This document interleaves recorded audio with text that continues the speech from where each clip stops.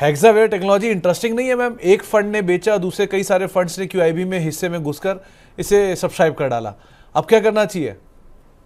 देखिए, last time जब बात हुई थी तभी मैंने कहा था कि कंपनी के फंडामेंटल्स अच्छे हैं, कंपनी में वो बुराई नहीं है। और ओएफएस क्यों लाती है कंपनी? उनको जरूरत ही नहीं है पैसे की।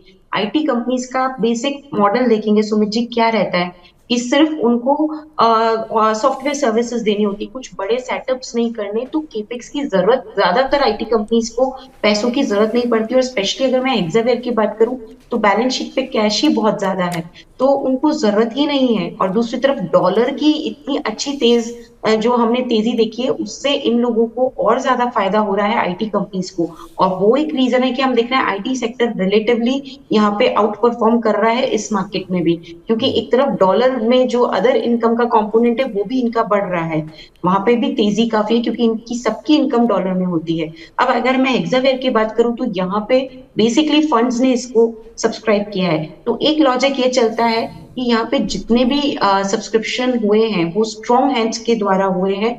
बड़े फंड्स हैं जो कि लॉन्ग ओनली रहते हैं, वो जब करते हैं तो वो अमूमन मार्केट में बेचने आते नहीं है इतनी जल्दी, क्योंकि उनका पर्सपेक्टिव लिस्टिंग इनका नहीं होता। तो अब सेलिंग कहाँ से आएगी? बड़ी मुश्किल से जो क्यूआईबी और माफ कीजिए एचएनआई और जो रिटेल ने यहाँ पे थोड़ा बहुत सब्सक्राइब किया है, ज्यादा से ज्यादा वो एक सेल करते हुए नजर आ सकते हैं।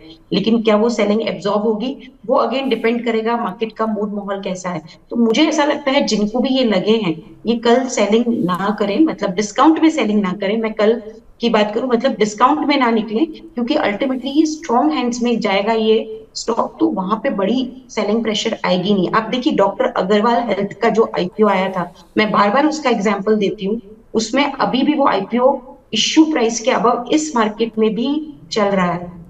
तो वहां पे भी वही कंडीशन है, फंडामेंटल्स अच्छे थे, सब्सक्राइब करने वाले हैंड स्ट्रांग थे। तो लिस्टिंग के दिन कुछ बहुत बड़ा इसने कमाल करके नहीं दिखाया, लेकिन उसके बाद से ये अभी भी मेंटेन है अपनी आईपीओ प्राइस के अबव। इस मार्केट में आईपीओ प्राइस के ऊपर मेंटेन होना भी एक बहुत बड़ी बात है, जहां पे कि स्टॉक सस्टेन ही नहीं कर रहे हैं। तो हो सकता है कि कल मेरे हिसाब से किसी भी तरह का मार्केट का मूड मोड़ रहा तो उस हिसाब से लिस्टिंग हो, लेकिन जिनको लगा है वो इसे पोर्टफोलियो में रख लीजिए। मुझे नहीं लगता कि ये डिस्काउंट में सेल करने का कैंडिडेट है। May be over the period of a time ये अपसाइड रिटर्न देता हुआ नजर आना चाहिए।